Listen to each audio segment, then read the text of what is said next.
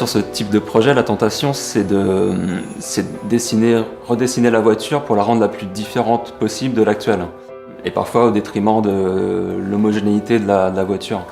Et ce qu'on a voulu faire, c'est plutôt de chercher à améliorer l'actuelle d'un point de vue design et aussi au niveau des finitions. Sur cette nouvelle Clio, on a voulu garder tout l'héritage de la Clio précédente qui a été très réussie et lui apporter un peu plus de maturité, un peu plus de précision et des finitions un peu plus poussées. On s'est vraiment attaché à garder l'esprit de l'actuel, donc à tout ce qui fait le caractère de la Clio actuelle, sa sensualité. Et par exemple, là où on est intervenu, c'est sur la partie avant, le bouclier avant, qui nous paraissait sur l'actuelle un peu chétive, un peu timide.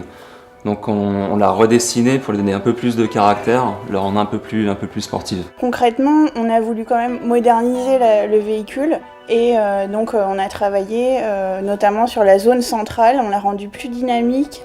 On a aussi voulu rendre le volant un peu plus sérieux. On a aussi cherché à améliorer un peu les finitions de la Clio actuelle. Par exemple sur la calandre avant, on a retravaillé toute la partie, toute la grille. Et on est rentré un peu plus dans les détails pour lui donner un petit peu plus de sophistication. Pour ce nouvel intérieur, on a voulu rendre chaque élément un peu plus produit. Donc on s'est inspiré de l'univers de l'iFi, de l'univers de l'électronique comme la marque Apple, qui est dessiné dans le moindre détail. On s'est aussi inspiré de l'univers du vélo, où on assume des côtés techniques et des côtés un peu plus souples, un peu plus ergonomiques.